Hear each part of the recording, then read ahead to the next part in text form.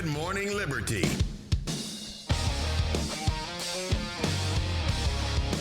Well, what is up, all of our liberty-loving friends? This is another fantastic episode of Good Morning Liberty. My name is Nate Thurston, and across from me is the one and the only Mr. Charles Chuck Thompson. How's it going today, Chuck? Yeah, well, it's a good day. Good. You still have a cat over there? In my lap, yes. In your lap. You got a cat in the lap. Mm-hmm. Okay. Does everybody want to see it? Yeah, sure. Let's get that cat up on screen. This is a shop cat. It's our shop cat, Dagney. We don't know her name yet. Dagney. That's what I'm going to call it. There she is. So she wants to lay down on my lap. It's a really sweet cat. And if anyone out there is a cat lover looking for like a nice lap cat, then that's a good one right there. We can call her Dagney Potato. There you go. Dagney Potato, because that's what Parker wanted to name her. I tell you what, it's a Good Potato. Friday. It's Good Friday, and I don't understand the name. I still don't understand the name. Okay, the name of Good Sad Friday. Yeah, I know. Yeah, it's like it's the only people who think it's good are the Jews and the Romans. I make a Jew joke every Good Friday. And the Romans. And the Romans. I don't even. It's just a joke. I honestly don't even know. In fact, I think it's a direct quote from Pontius Pilate.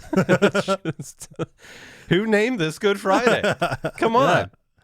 The day we murdered I Jesus. guess if dying for everyone's sins, like that's a good thing, you know. But you should call it Good Sunday. I'm going to a sunrise service tomorrow. Yeah. On Saturday. When he's in the grave, in the tomb. Yeah. Is it normally on Saturday, or is that just because I married into a Seventh-day Adventist family? Yeah, probably. Is that why? Yeah. Okay. Which is great. It's it'll be a nice little Saturday. The sunrise service is at 9 a.m.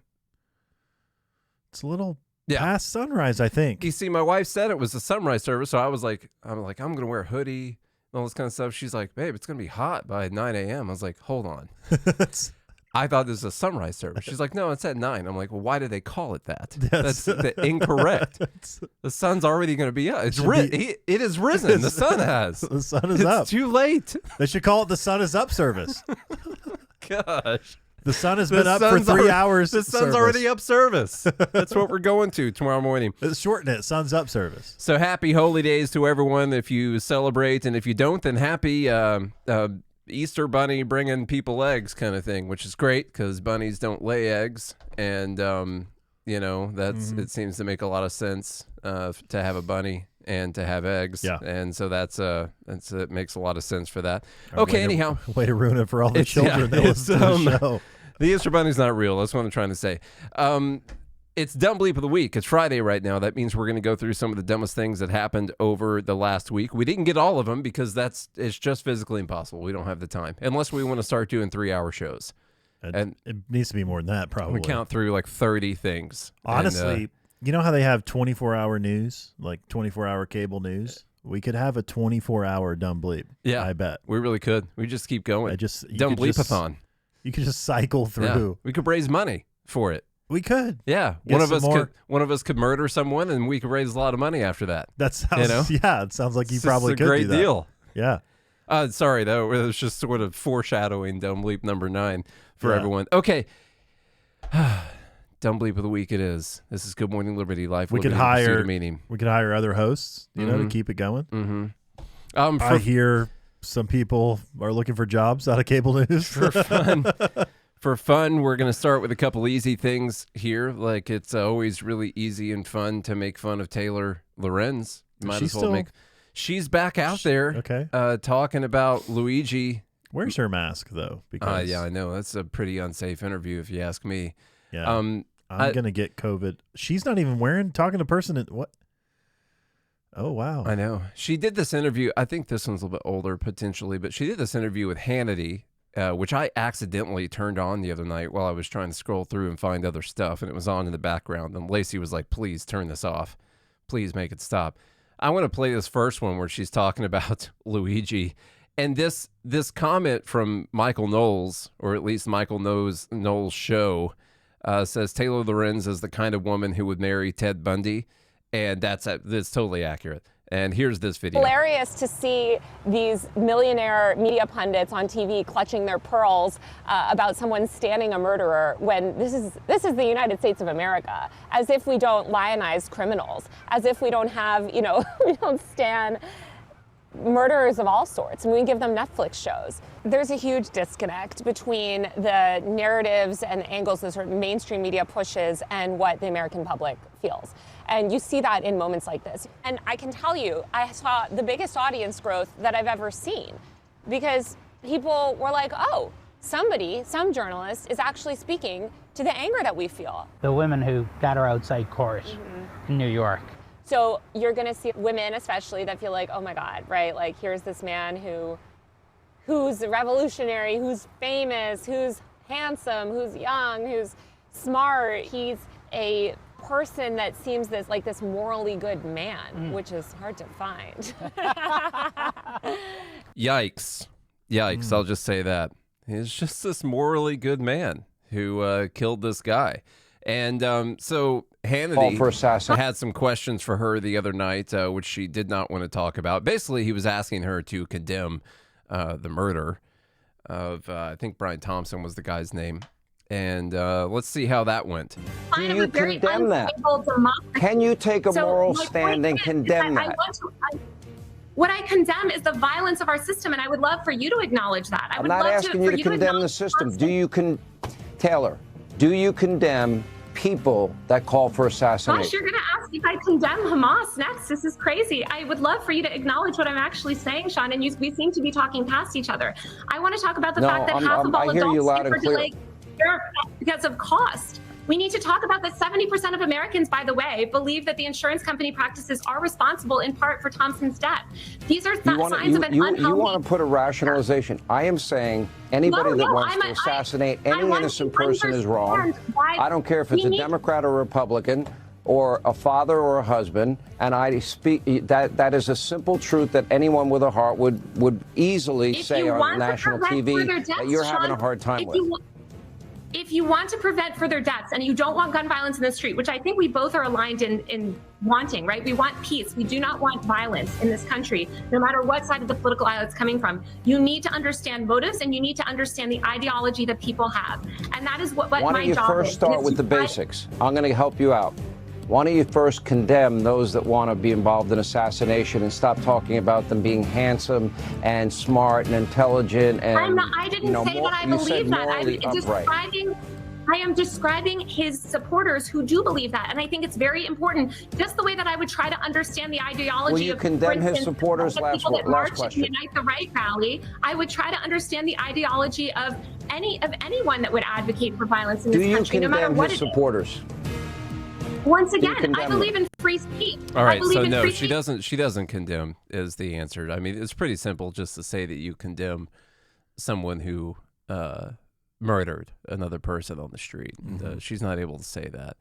And she keeps saying, well, it's important to understand someone's ideology and why they do something. And, of course, all the problems in the healthcare system, which first, by the way, if you understand all the problems in the healthcare system, you would not support killing this guy at all. That just means that you don't understand the problems in the healthcare system. We did a lot of episodes about that when this whole thing happened. So you could go back and listen to some of those. I think they're it's not pretty to say that insurance companies aren't part of the problem. Sure. Yeah. Sure. But they're operating in the rules in which they're operating in the system that has been created around them. Exactly. Yeah. They're not operating in a market system. They're operating in a government system.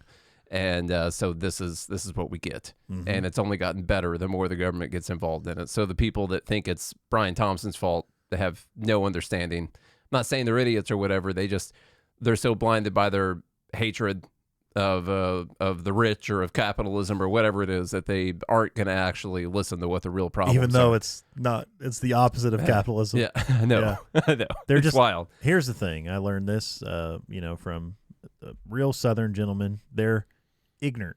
Ignorant. Mm-hmm. They're just ignorant. Yeah. Real ignorant. So that's Taylor Lorenz for Dumb Bleep number 1. And by the way, you can condemn someone and also ask questions about why they did what they did. I can condemn Osama bin Laden for 9/11 and say you should not do that. And also at the same time say we ought to read Osama bin Laden's letter to America and take into consideration what he used to recruit all those people who did that, and whether or not there's something that the United States has done to provoke attacks by people in the past or a foreign policy. And I can say I condemn what they actually did on 9/11. And we need to figure out whether or not the CIA wrote that letter for Osama bin Laden. Yes, that too. I don't think they want that letter getting out there. Yeah. Let's see. That was Dumb Bleep number 1. How about number 2? This trans woman says that trans women are women because big croissants are still croissants. This should be pretty easy to listen to. Is this the same one that was doing those videos of every time someone would misgender? Probably. You know, like every time. I think this is the same person.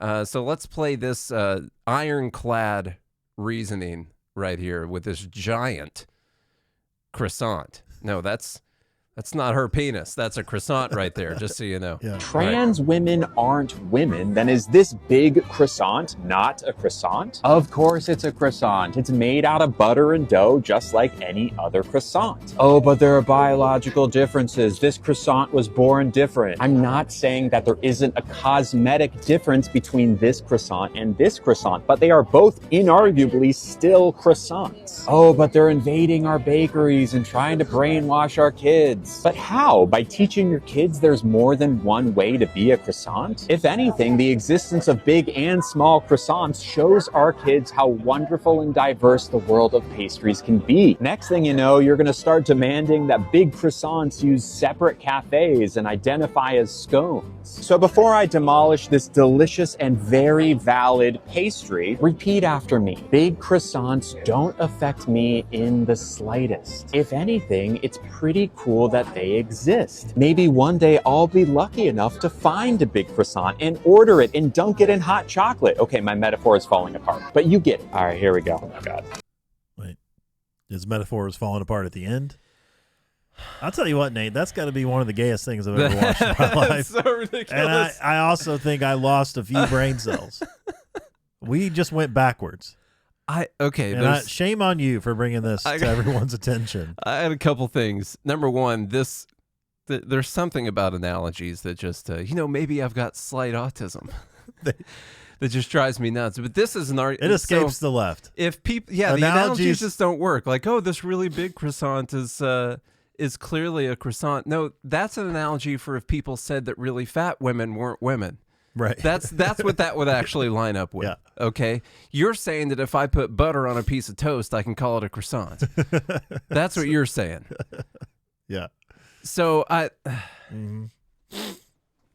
You mean a stick of butter? Like a whole stick on top of a piece of bread. Because he's like, oh, it's butter and dough, and I'm like, okay, well. I don't think you're getting it. Like a stick of butter on a piece of bread. Stick it up. This is a croissant. Just a totally ridiculous argument. Like, no, we're talking about biological differences. Just wanted people imagine if you were to take a piece of bread. It's my hand. There you go. And stick a piece of butter on top of it. The argument here is whether or not that cup of coffee is a croissant. That's the argument. Yeah. Okay. Are you a croissant? No, you're not. Okay, so I think we made the point there. He is dumb. What a really he is really stupid. What a really stupid argument. All right, we went ahead and made it to the RFK section of today's show because I knew it would take longer than all of the other sections. Although we're not going to do what we've done over the last couple weeks, which is go ahead and use the entire episode on one thing. But now it's time to talk about autism. So RFK is in hot water right now because this clip of his speech, which I'll say I have not heard the entire speech, but neither of the people who are reacting to it, they've only seen the clip that's going around. So we can react to the same clip. And then we'll talk a little bit about some of the comments I've seen on this stuff and just how ridiculous it is. Here's RFK talking about whether or not we're going to find a cure for autism or a cause for autism or whatever the case may be. And here's what he says. Let's figure it out. Sir, this is an individual tragedy as well. Autism destroys families. More importantly, it destroys our greatest resource, which are our children. These are children who should not be suffering like this. These are kids who, many of them were fully functional and regressed because of some environmental exposure into autism when they're 2 years old. And these are kids who will never pay taxes, they'll never hold a job, they'll never play baseball, they'll never write a poem, they'll never go out on a date. Many of them will never use a toilet unassisted. And we have to recognize we are doing this to our children. So my first question for you... Hot water. Yeah, there's the hot water from that. My first question for you would be, do you think that RFK believes that that description applies to all people who have autism? No. No. Okay. Clearly, he hasn't seen the show Love on the Spectrum. Do you think... Because these kids are going on dates, okay? Is that what the group is saying too? Yeah, oh yeah, that was the last comment there. Yeah, clearly he doesn't. He must not have a Netflix account. Has he never heard of Elon Musk? You know, which I don't know if he qualifies or whatever. He's on the spectrum now because they no longer qualify Asperger's. They just it's on the spectrum. Okay. Oh, you mean they don't call that a separate thing? Yeah, if that was still around, that's probably what Parker would be diagnosed as. Yeah, but he's diagnosed with ASD because it's autism spectrum disorder now. Yeah. So for those that are new to the show, I have a son who is autistic, and so call me an expert, Douglas. Yeah, you're this is lived experience, okay? But he's not wrong in the fact that many kids on the spectrum fall into this category. It's a very wide spectrum. Yes. All the way from having the capability to be the richest person on the planet and solve all of our biggest problems to not being able to use the bathroom by yourself. Nonverbal, can't use. Yeah, exactly. And so it's a very wide spectrum. So my first thing would be, do you think RFK believes that this applies to every person who has ASD? No. Clearly not. No. So I would guess that he is clearly talking about the people that do exist that fit in the criteria that he just laid out right there. Yeah. Not everyone else. Obviously. He didn't say all of them. He said many of them. So Gwen Walls, who is married to Tim, Yeah, famous Tim. She was almost the second lady. And says, this is deeply upsetting, especially coming from our nation's highest ranking health official. Individuals with autism are family, neighbors, students, and coworkers, and they contribute more to this nation than this man ever will. He never said that they are not family, neighbors, students, coworkers, or contributing nothing. Some of them will contribute more to this nation than he ever will, I guess. I don't know. That could be the case. Some of them will be students and coworkers, and some of them will not. You know, it seems like Elon Musk is contributing quite a bit to this nation. Might contribute more than RFK ever has. We'll see. There's another one here. Essie Cup says, our kiddos are perfect and thriving, and I'm willing to wager smarter, kinder, and more capable of greatness than this quack. Now, what's happened in the comments here has been there are a lot of parents of kids that are on the spectrum, and their kids are, okay, they got a little bit of autism, but they're going to be fine. Like Parker's going to be fine. He'll probably be fine. Probably going to be fine. Now, he is 8 years old and is still struggling to wipe his own ass. But I saw that in Big Daddy. Yeah, I know. Exactly. And he's getting there.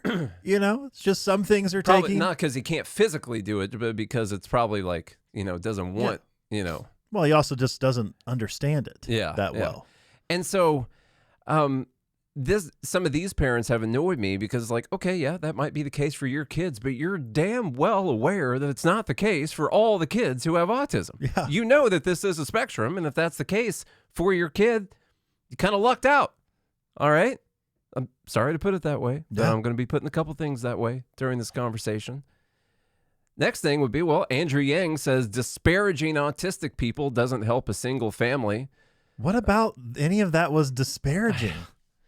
It's truthful about some people who have autism, and that we're going to get further into this argument. This person says, This person says, I supported RFK Jr., and he's flat out wrong on this. My son plays sports, is on the honor roll, is driving, and looking at colleges. Well, therefore, it must not exist. Therefore, nothing that RFK Jr. said must exist.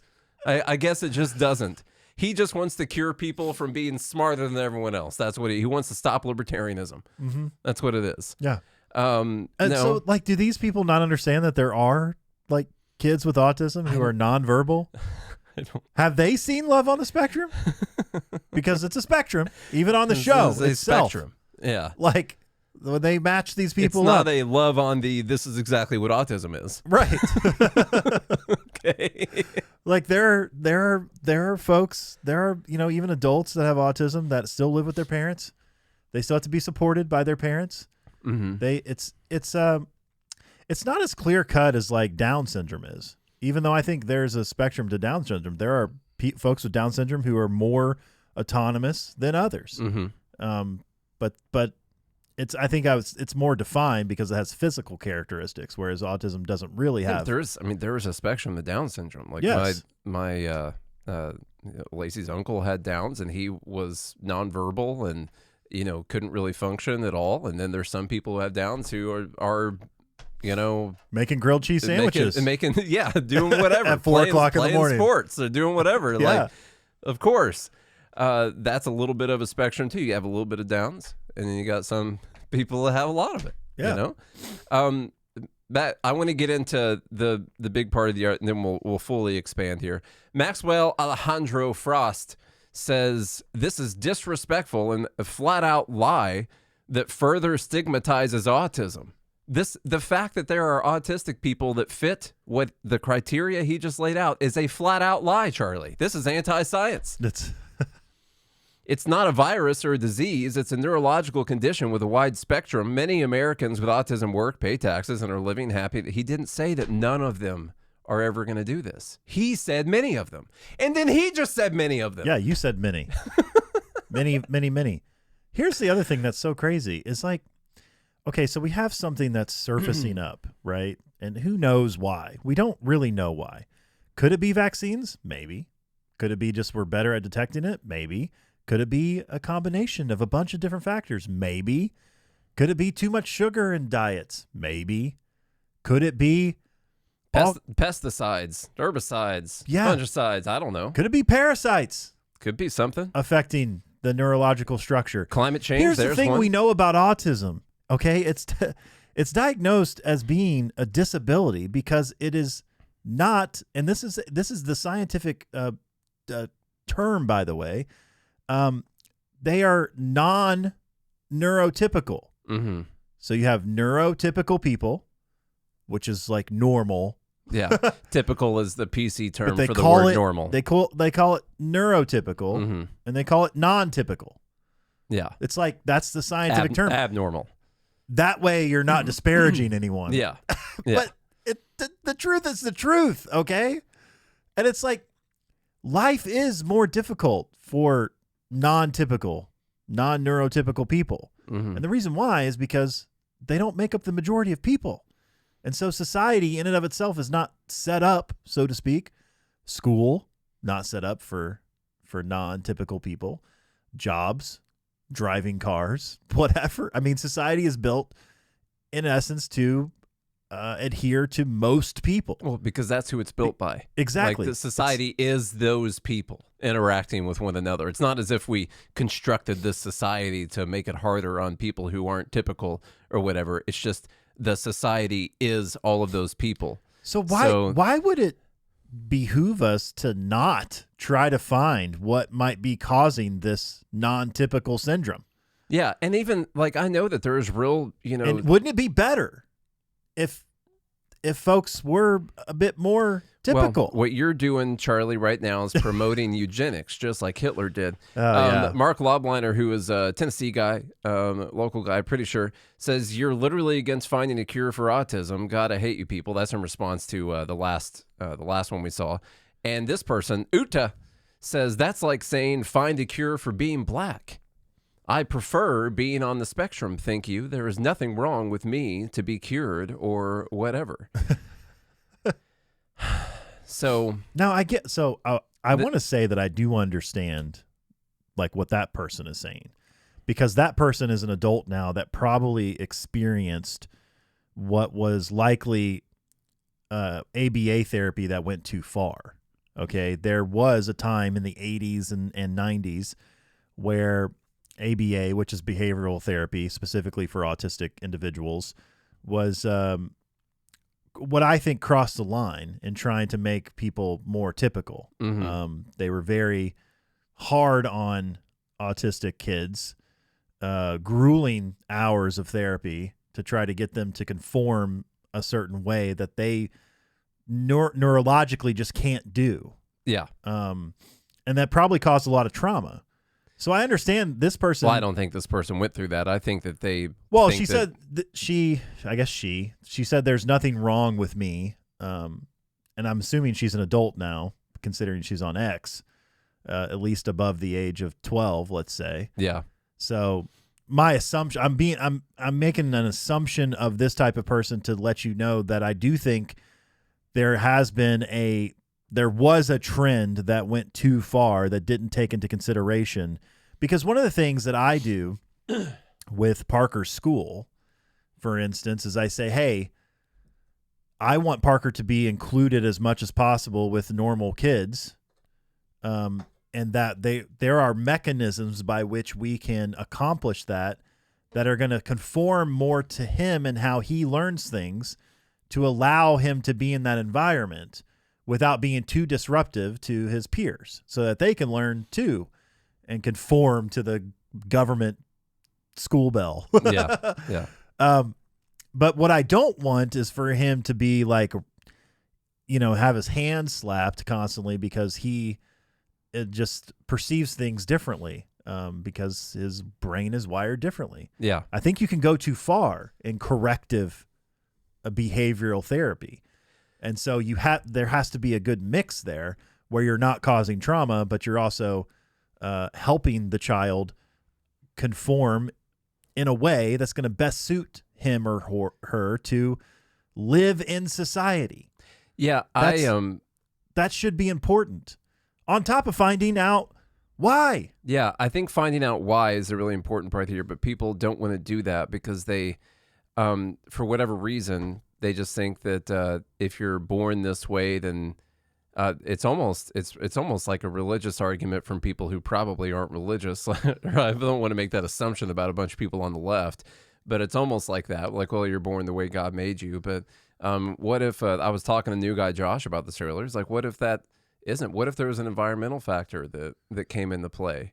And that's why. Like, don't you want to know why? But then they make the argument, well, like, well, you're perfect the way you are. You wouldn't want to change it. Like, really? There's a kid who can't speak and can't interact with anyone, can't play with their friends, can't do any of those fun things, and like, you don't want to find out why that happened. You just want to say, well, that's perfect. You would never do anything to fix that. That's just a great, that's perfect just the way you are. You'd never want to fix that. You'd never want to prevent another child from going through life that way at all. And that is just, that's a disgusting argument to me. Yeah. It's just purely disgusting. This kid could have been perfectly normal and something could have happened. Yeah. Now, it's not to take away, like, I can tell you that my son is extremely smart. He's not dumb. But having autism doesn't mean you're dumb. No one's saying that. Yeah. And I think a lot of people are getting defensive because they're like, they think that it's eugenics or whatever. No one's saying that. No one's out there saying, you need to get rid of autistic people so it doesn't happen again. No, that's not what people are saying. What people are saying is like, if there is something environmental that is causing this, and I can give you my take on what I think it is, potentially, then we should probably do something to correct that so less people experience the hardships that come with this type of life. Because I can tell you, even as someone who has an extremely high functioning child, it is very difficult. It's much more difficult to have a kid that's autistic than it would be to have a kid that's not autistic. And if you gave me a choice, if God gave me a choice at the beginning to say, hey, do you want Parker to have autism or not have autism? I'd be like, yeah, not. Yeah, probably not. Not. Now, it doesn't mean I want to get rid of him. Yeah. It's not like if God presented me a choice now. It's not just for you either. It would make life easier on Parker. It would make his life easier.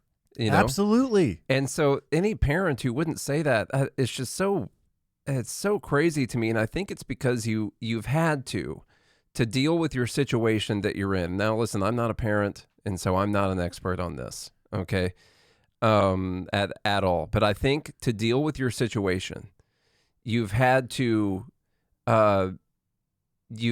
just believe that everything is exactly as it should be, and that everything is perfect, and that you wouldn't change anything, because you can't change anything.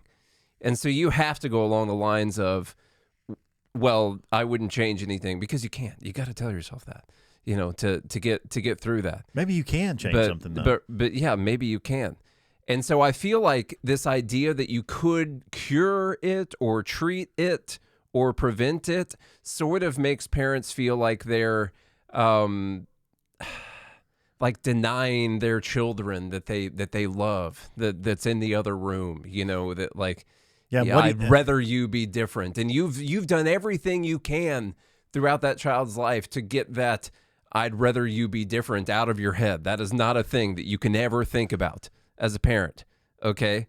It is, you are perfect, I am happy, you're going to be happy, everything's going to be great. So this idea of you could be different and maybe that would be better, you gotta push that out, because you can't do that. You can't live life thinking that, you know?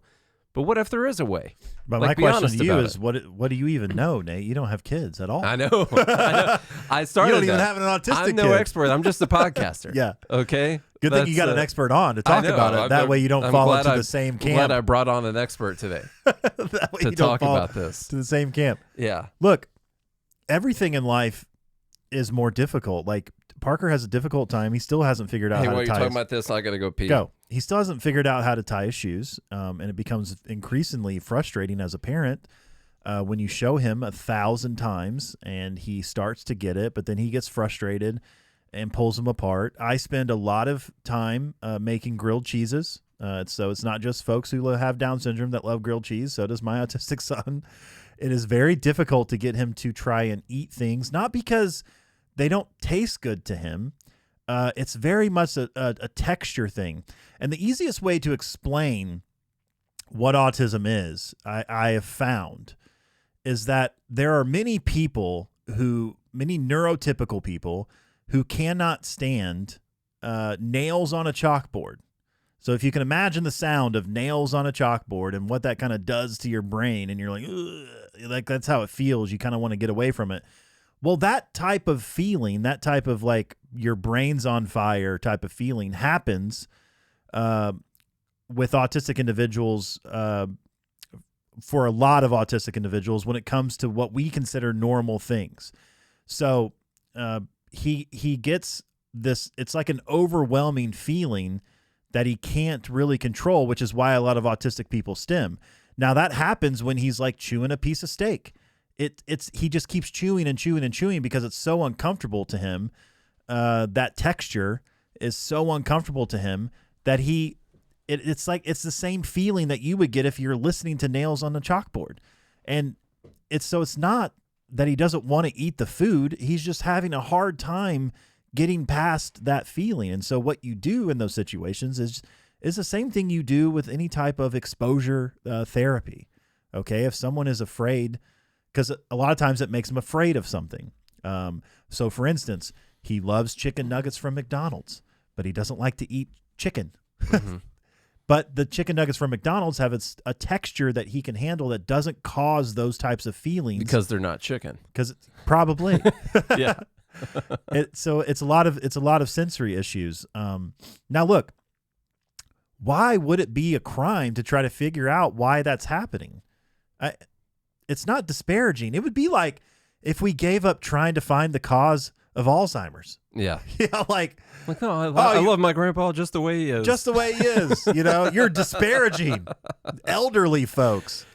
You know, like these analogies. Alzheimer's is a good analogy, actually. It's so ridiculous. It's better than picking like cancer or something. Alzheimer's is better. Yeah. Or ALS. You know, like any other neurological disorder. Because again, I'll tell you what my son has. He's been diagnosed with ASD. You want to know what that stands for? Autism Spectrum Disorder. Mm-hmm. It's a disorder. It's a handicap. Yeah. I mean, it just is. And that's just the truth. That's not disparaging to my son. It doesn't mean he's stupid or can't do anything in life and is never going to be successful. He's going to be successful in his own way. Now, I feel fortunate as a parent of an autistic individual that he does play baseball and he can write and he can read. He's actually getting really good at reading. It was funny. 6 months ago, the dude couldn't read a word, hardly. And then all of a sudden he's picked it up like that. And he's reading Harry Potter books at 8 years old, which I don't think even I was doing at 8 years old. And I only have to help him with a couple words.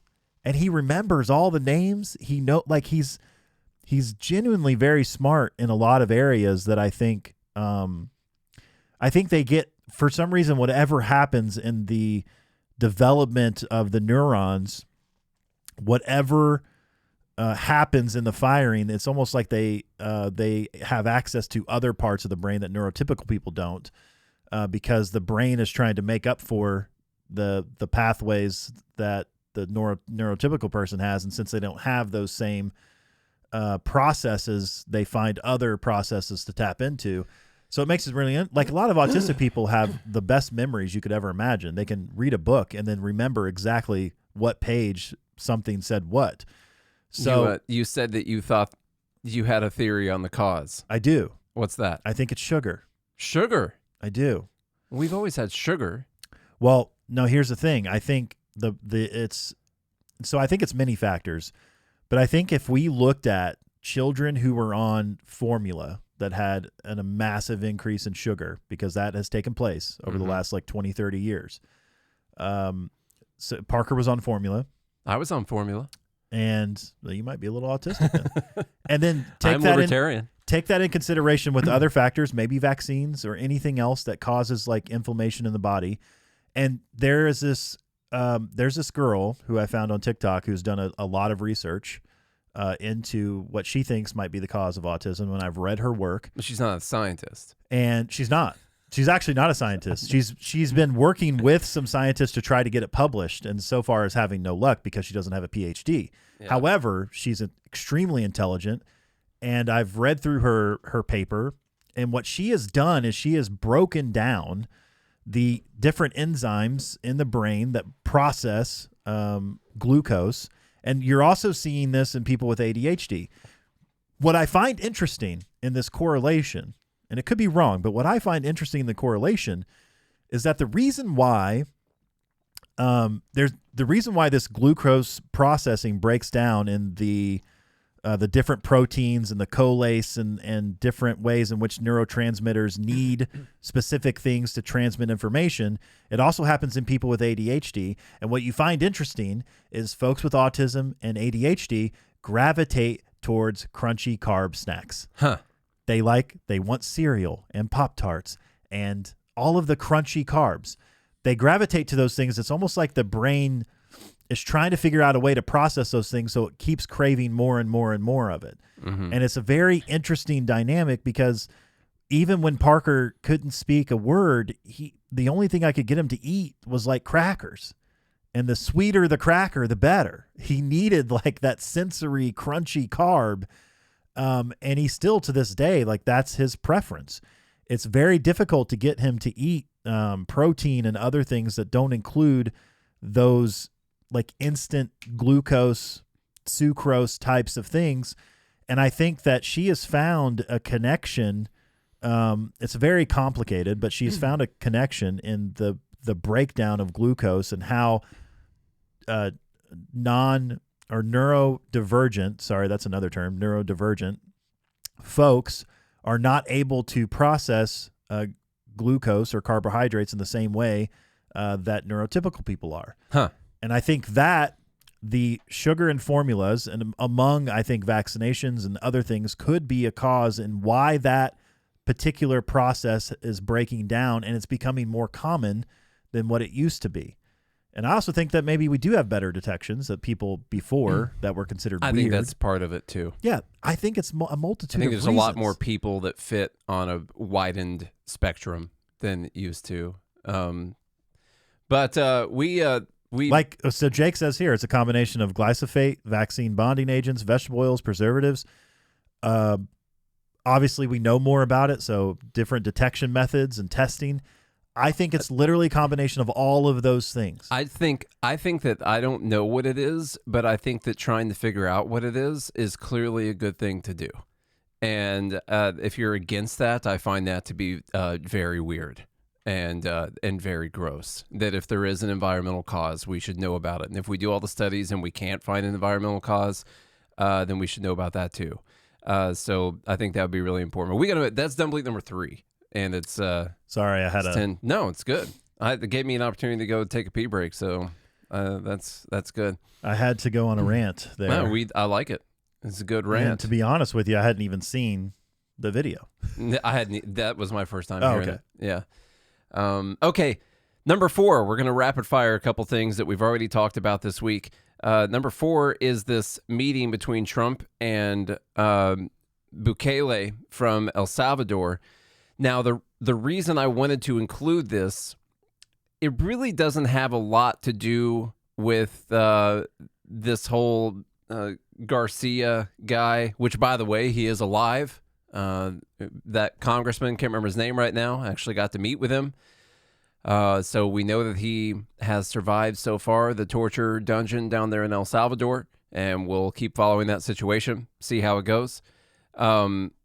And so the part of this meeting that I thought was so dumb, regardless of where you come down on the deportation and all that, was Bukele and Trump and J.D. Vance through X all acting like there was just no way they could return this guy. And remember, I'm not making an argument that they got to return him or that he needs to be deported or whatever. It's the idea that they were all acting like there was just no way they could find the possibility that they could return this guy when they know that all of them could just shake hands and decide to do it. And when they do that, what bothers me is they're treating people like they're stupid. They're treating us like we are stupid. They're treating their followers like they're stupid. And they're giving these ridiculous arguments like, what am I supposed to do? Am I supposed to smuggle a terrorist across the border of the United States?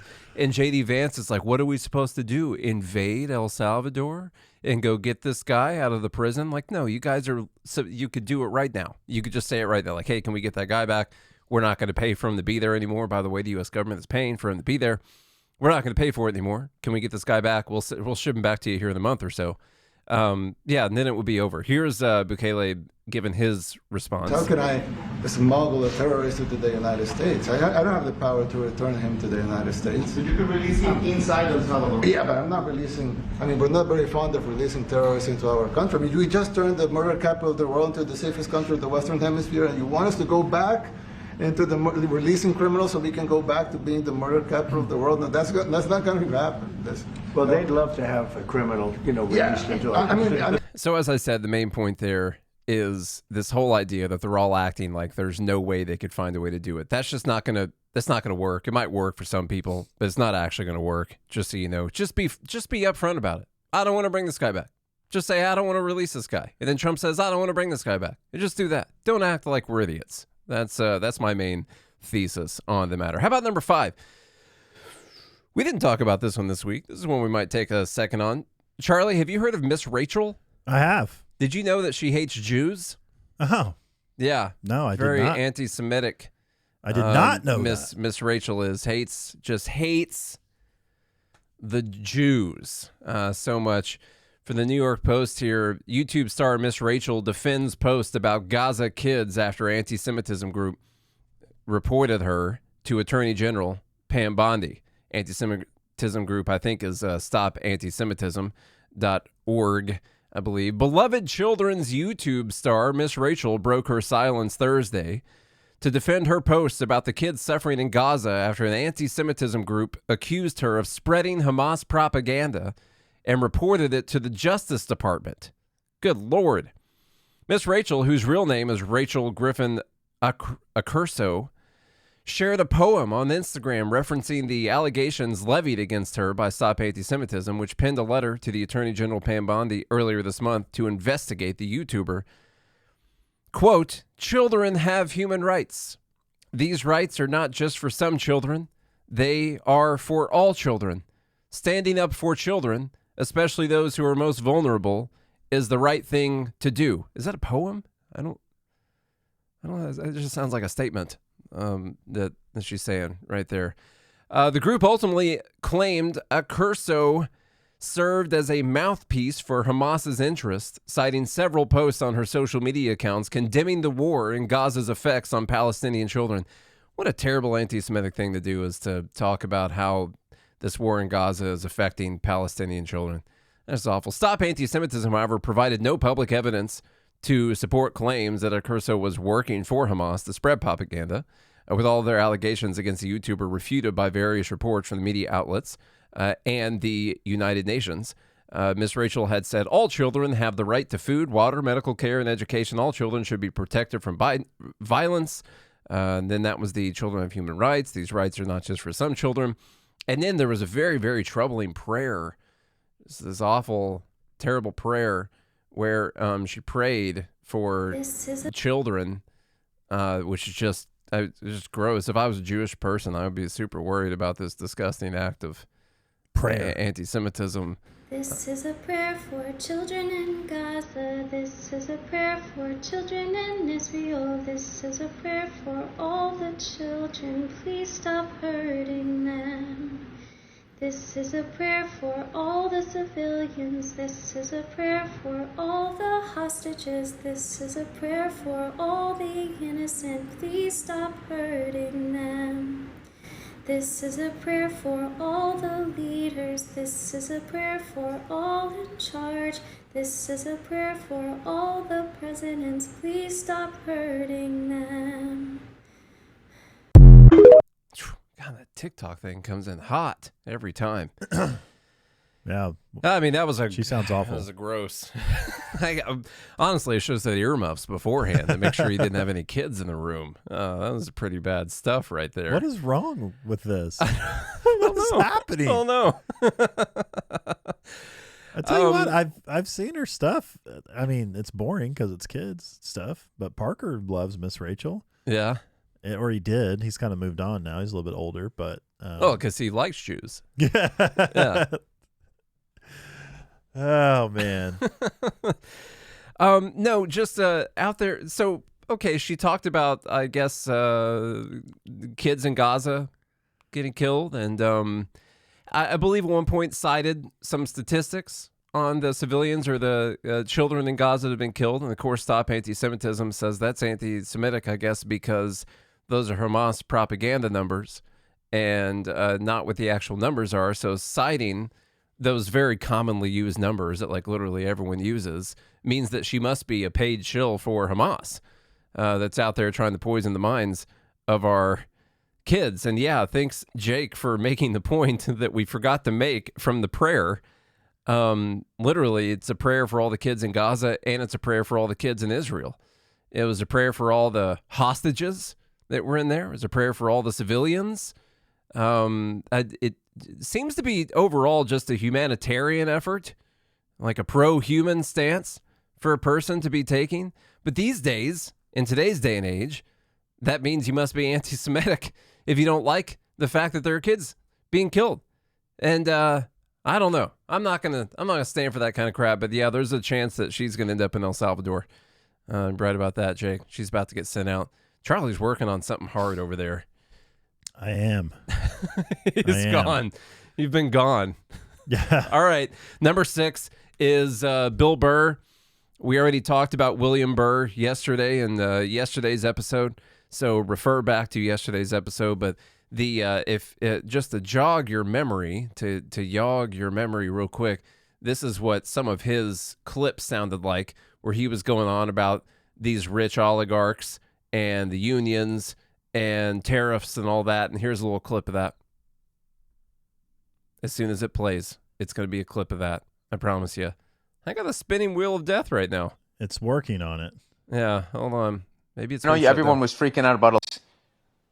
Here's a little quick history from someone who doesn't read a lot. In the 1800s, during the what was that period called? The Industrial Revolution. Yeah.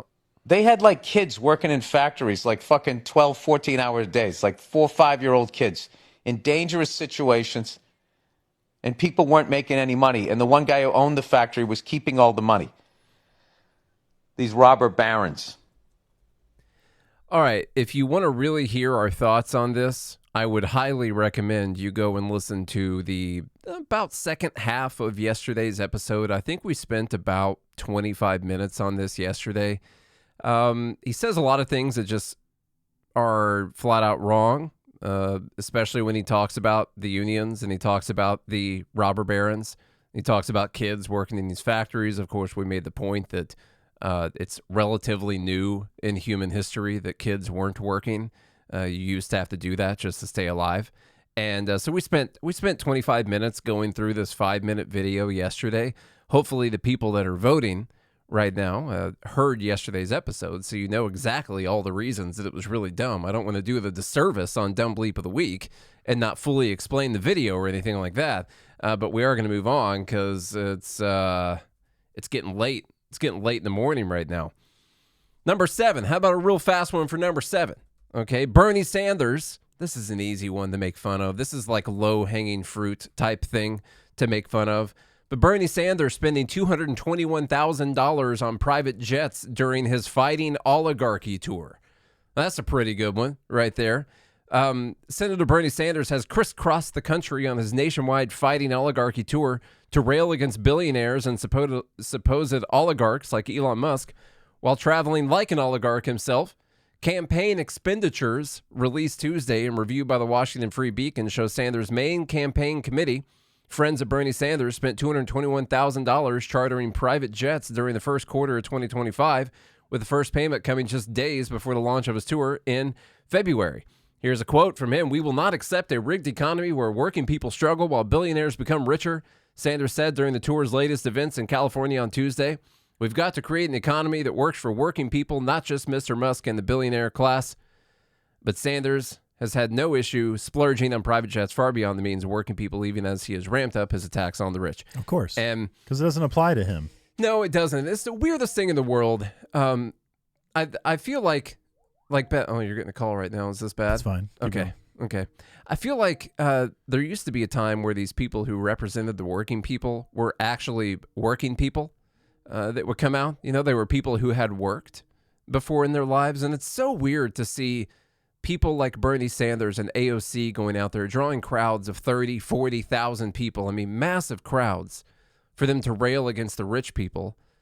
While they, between the two of them, I looked it up earlier, between the two of them have about 10 years total of work experience in the private sector.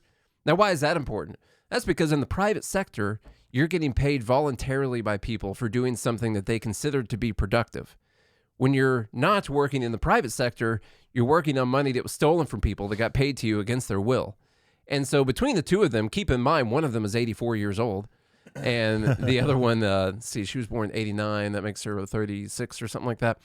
The other one actually has worked more in the private sector than Bernie ever did. That's where the bulk of the number came from. But between the two of them, they've got about 10 years of private sector job experience. Seems like they got more private plane experience now. And now, after that 10 years, between the 120-something years they've been together combined, 130 almost that they've been alive combined, they're both millionaires. They're flying around on private jets and talking to you about how terrible the rich people are. And you know, I think we've always said that I think we're going to move towards this direction. And I think Trump, the pendulum swings really hard one way and then it swings really hard back in the other. And people are seriously saying that AOC is going to be the next presidential nominee. And of course she's going to win and all that kind of stuff. I don't know if she's going to win, but I do think she's going to run for president someday. And it might be in 2028. And she's going to get a lot of support. She's going to be drawing a lot of people because there are people that are upset about the way their lives are going right now. And these people who work in the government are just going around telling you that it's everyone's fault except for the government at all times. It's all these people who have created all these jobs, who have created the cush lives that we have right here. It's their fault because they've got all this money and you don't have any money. And it might work someday. Of course it might work. That's the way history goes. It's worked before. I've only got one lamplight, and that's at the feet of my history. Exactly. That's the quote that Charlie loves so much. Mm-hmm. Let's talk about. Thanks, Patrick Henry. Let's talk about women going to space. Oh yeah. That well, they didn't really go to space this week, so let's just skip to the next story. I mean, how does that thing even fly? Look at it. It looks like. Listen, there could be kids listening, but it looks like a male reproductive organ. Yeah. It's definitely a phallic symbol. Yeah. It's fallacious in nature. It looks so much more like a male reproductive organ than even Elon Musk does. You know? Wait, Bailey's saying you mean the astronauts. Don't. Yes, the astronauts. Don't disparage these ladies. I know. They've gone so far. I mean, listen. The trip they went on, I'm going to call the trip that they went on. I'd probably be too scared to do it. I don't like flying. I don't like going on planes. I feel uncomfortable in elevators. Okay? And so I don't know if I want to get on a rocket that looks like a penis and go up 60 miles into the air. But there's something about the way that they went about talking about this that was so annoying to me. I don't know what it is, but there's been several of these launches that many people have gone on, and it hasn't been this big statement for like feminism or something afterwards, you know? Mm-hmm. I'm like, okay, we went up there 60 miles. It's technically not even space. You're technically, as far as the FAA is concerned, you're not even an astronaut going up that far. Like there's actual technical boundaries. I think it's 80 something miles that you have to go up to get in. I don't know. Whatever that line is. I don't I don't know. This article measuring things is racist, I think. This article headline was funny. Lauren Sanchez's all-female spaceflight is about to blast off and will challenge Elon Musk's SpaceX. Yeah, that looks challenging. Somehow. I don't know. The rocket's really funny to watch go up because it's a hydrogen-fueled rocket. It's like this is my impression of them going up into space. It's like if you just let the air out of a balloon. It was like that's what it feels like. Okay. Yeah. But there's we got some videos and stuff from this. You tell me were you annoyed by any of the does it feel different? Does it feel more annoying, or is it just because it's all women and unbiased? Yeah, it's probably you're just sexist. Here's a little bit of video stuff for you. Got it? 1, 2, This is fine. I mean, that's exciting.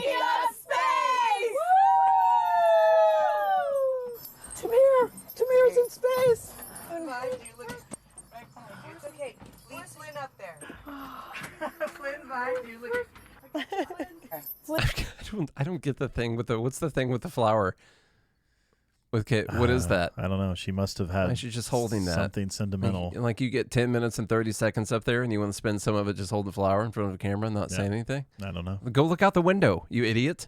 Yeah. Come on. You've got 10 minutes. Come on. Flynn, I gotcha. I gotcha, Flynn. Gotcha.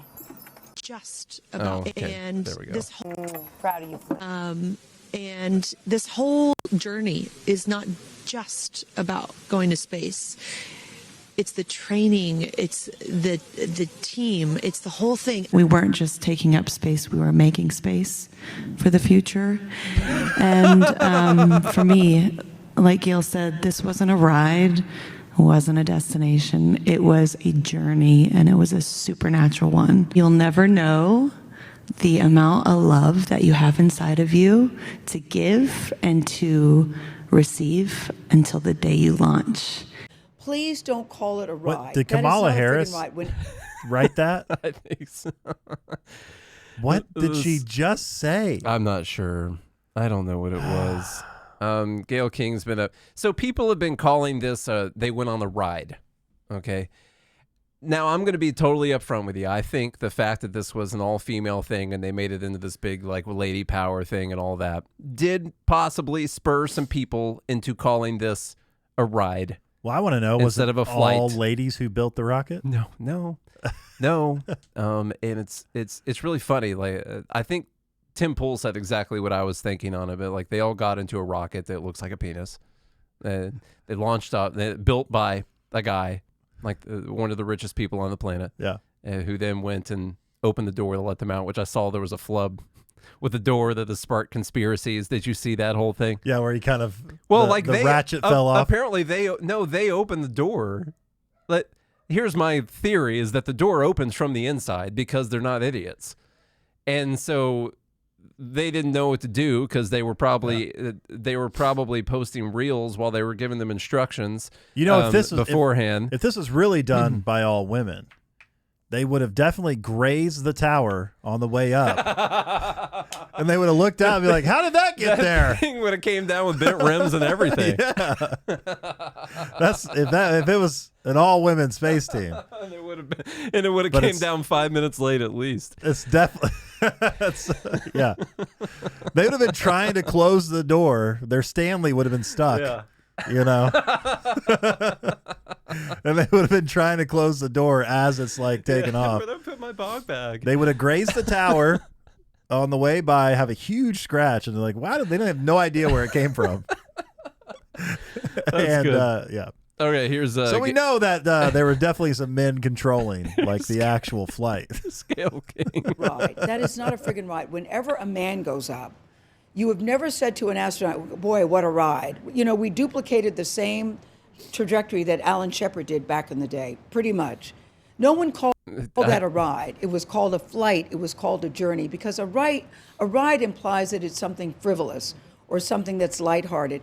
There was nothing frivolous about what we. I think a ride implies the fact that there was no pilots inside of the capsule, and that it's literally it is a ride.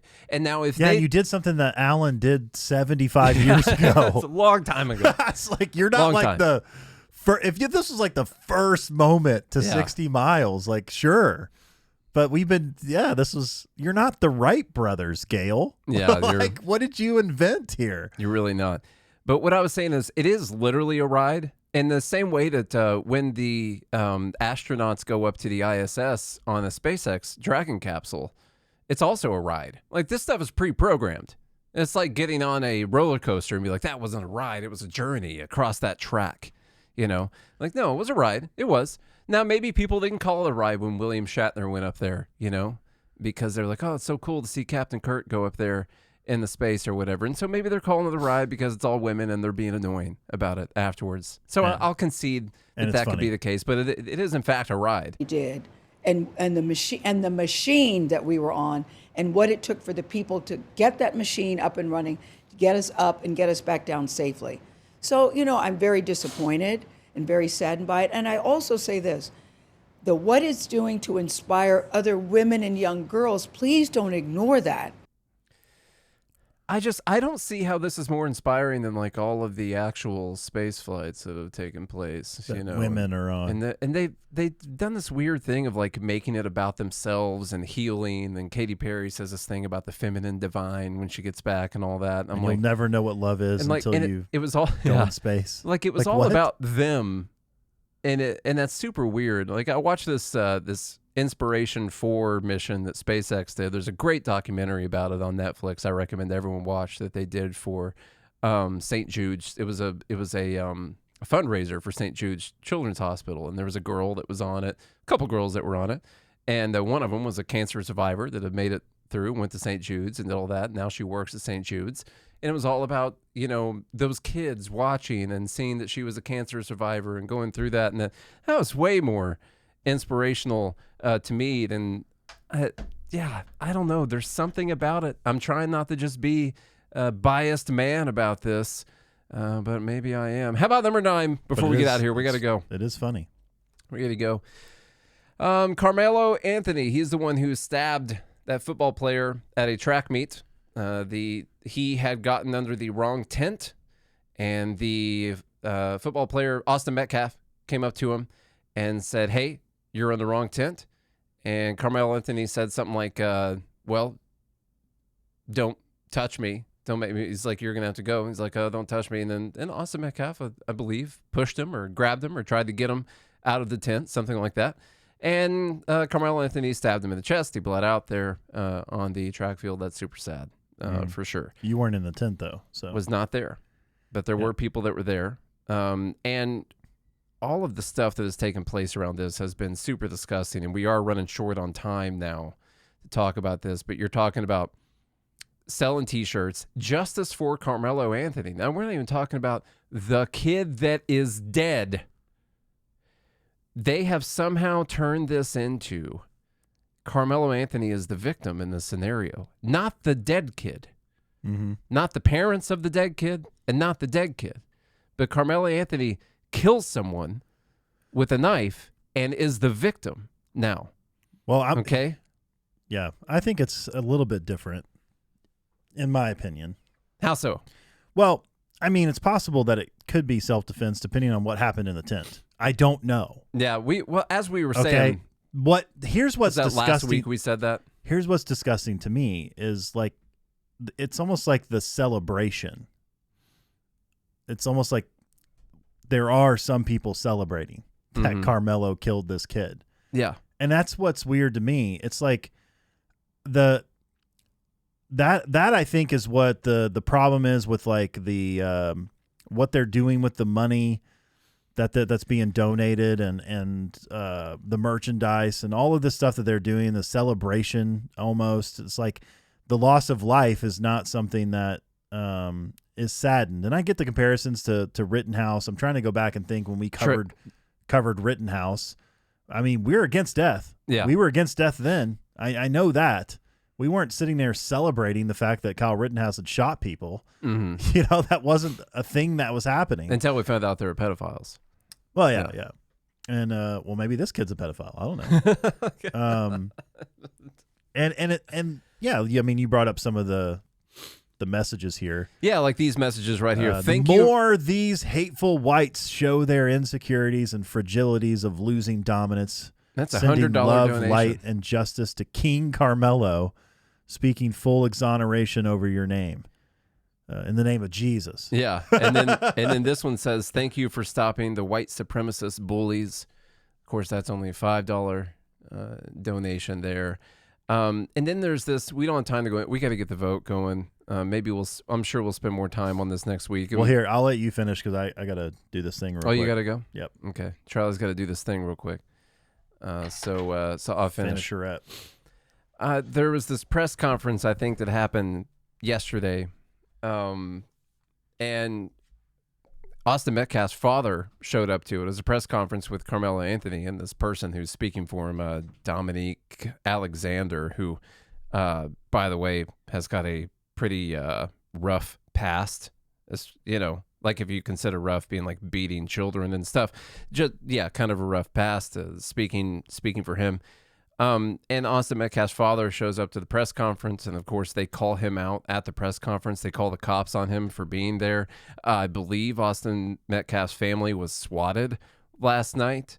And so I think the father showed up like 5 minutes after the cops have gotten there. And so now they're really treating the victim's family like they, you know, I guess they're the perpetrators. And that this kid who, you know, as Charlie said before he had to go, we weren't in the tent. I don't know how many, you know, if there were multiple kids pushing, if there were like threats made about, you know, beating crap out of someone or whatever. You got a knife in your backpack already. That's not good. Just going to a track meet. It's not like you were Kyle Rittenhouse and signing up to defend someone's private property against people who are going around rioting and looting and burning people's private property. I mean, you're just going to a track meet. And you know, does that speak to any kind of motive or anything about the perpetrator? Yeah, that's going to say it. That's where I was getting, Tom. Like, that's not exactly saying that you're, of course, a dangerous person. Like, I've got a gun right there. Doesn't mean that if I shoot someone, you're like, well, he had a gun. You know, so that's not exactly the best argument either. I'm looking forward to seeing more of the police reports, more of the witness testimony on what exactly was said in this scenario. But the whole thing does seem to be pretty disgusting, the grift that we see. You get these lawyers like the Ben Crumps and all them that come out, and they turn this into this big racial argument, of course. And just no humanity for the person who was killed, really at all. And it's almost, it's like fun. It's almost like it. I don't think it's fun. They'd probably rather not be in the situation.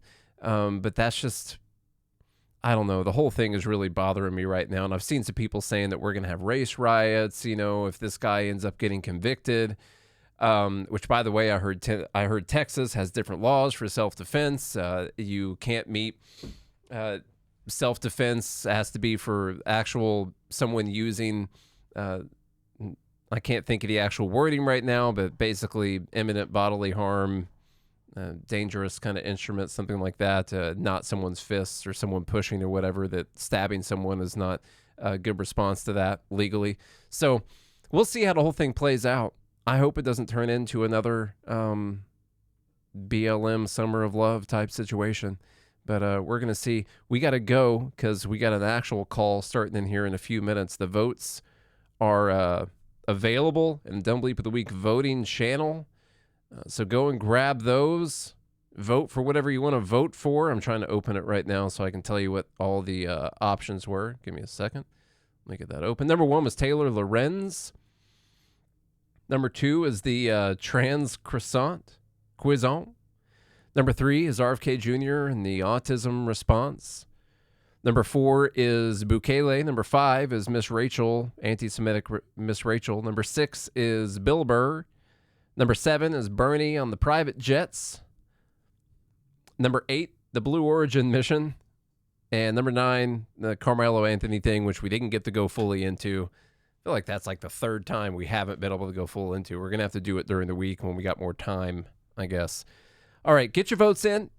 While the live group is getting their votes in, let me tell you, go to GodHatesFeds.com so you can get a God Hates Feds t-shirt. Go to joingmail.com so you can join the Fed Haters Club. And what else? Go to BernieLies.com so you can get a link to everything. If you want to watch today's episode, you can watch that on YouTube. Make sure you follow us on all of the podcast apps that you use. Make sure you leave your rating and review. 5 stars if you like us. No stars if you hate us. Actually, don't leave anything if you don't like it. And if you don't like it, you didn't make it this far. Let's get those votes in real quick, everyone. We're waiting. This is it's a tight race. Let's see what we're going to... So far, it's looking like William Burr is going to be the winner at the moment. We got votes spread between the trans Croissant, RFK, Bill Burr. Now we got Taylor Lorenz, Blue Origin, Karmelo Anthony. I'm going to call it in like 5, 4, 3, 2, 1. It's Bill Burr. And if you're like, wow, I just listened today and you hardly talked about Bill Burr. Well, you need to go to yesterday's episode where we spent about 25 minutes going through this 5-minute long Bill Burr video clip, podcast clip from him. I don't know what happened to Bill Burr. He's a pretty funny guy. He's a good comedian. Not so great on the politics and economics side of things. I don't think he has a right to speak about those things. I think he should stick to comedy. I'm just kidding about that. All right, everyone. Thank you all so much for hanging out. I got to go so I can get to Chattanooga and go hang out with the family for the weekend. I hope everyone has a safe weekend. And if you do all the things I just told you to do, and I mean all of them, we'll see you again on Monday. Until then, have a good weekend and good morning, Liberty.